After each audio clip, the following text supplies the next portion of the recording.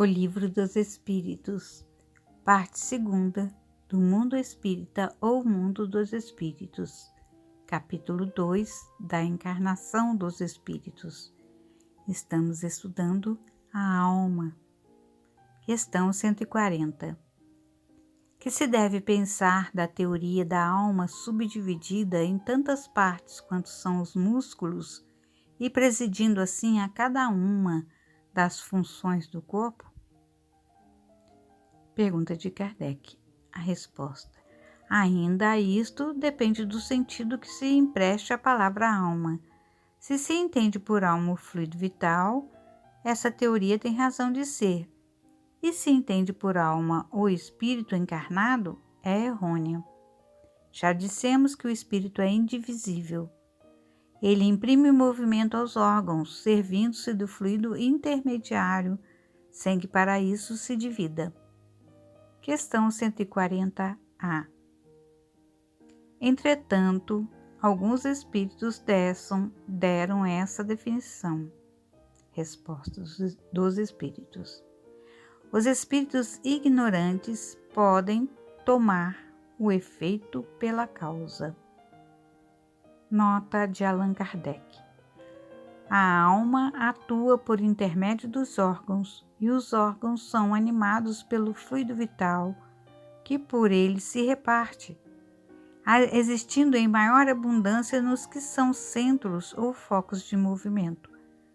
Esta explicação, porém, não procede desde que se considere a alma como sendo o espírito que habita o corpo durante a vida e o deixa por ocasião da morte. Vejamos o comentário do Espírito Miramês. Indivisibilidade. O espírito é indivisível e imortal. E essa notícia nos anima e nos enche de esperança, nos fortalecendo em todas as atividades que o bem possa nos proporcionar. A imortalidade do espírito, a sua comunicação depois do túmulo e a reencarnação, quantas vezes for necessárias, são uma força a nosso favor, provando assim o amor de Deus e a sua justiça para conosco. Os antigos videntes achavam que a alma se dividia por tomar o efeito pela causa. Ao verem o espírito tomando formas diferentes e até se dividindo quando conveniente, propuseram a teoria da divisibilidade da alma, dizendo que essa tomava corpos inferiores na escala dos próprios animais. Tomavam o perispírito ou mesmo o fluido vital por espírito. Agora que se conhece a função do perispírito e, por conseguinte, do fluido universal, que ativa nos homens os órgãos, retiram-se as dúvidas, compreendendo que o espírito é imortal e que a vida pode continuar em toda parte. Deus nos fez semelhantes a Ele, portanto, com todos os atributos de vida, e as suas mãos puras nunca poderiam dar nascimento à obra imperfeita.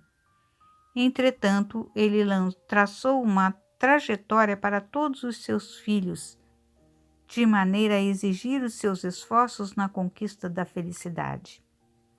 Cada vez que cresce a inteligência do homem, cada vez que o espírito se eleva, ele se integra mais na verdade e a própria ciência o ajuda na compreensão das verdades imortais.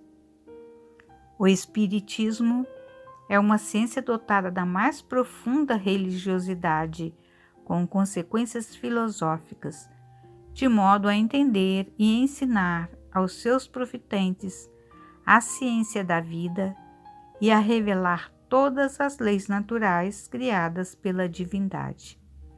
É nessa revelação que ficamos compreendendo o que existe no campo espiritual, o trabalho dos espíritos e a assistência dada por eles aos homens. Ainda mais, ele ensina os processos mais acertados da comunicação entre os dois planos e as diretrizes que se pode tomar para comunicar com os benfeitores da humanidade. A mediunidade é a chave de toda essa doutrina. Se queremos usá-la bem, busquemos no Evangelho de Jesus os seus variados métodos, simples, mas profundos, de educação dos sentimentos. Surgem todos os dias novas etapas de esclarecimento, novas lições que enriquecem o coração e engrandecem a inteligência. Logo que nos cientificamos de que a alma é imortal e que quando na carne podemos nos comunicar com os que já passaram para o outro lado da vida, anima-nos toda a vontade de viver, devido à ideia da imortalidade sustentar a nossa esperança. Procuremos cada vez mais estudar, meditar e orar, buscando encontrar as equações do problema do espírito, que encontraremos as lições cada vez mais claras e de fácil entendimento. É o batei e abrir-se-vos-á, é o buscai e achareis. Tudo é vida e nada morre. A semente é lançada ao solo para renascer e prosperar.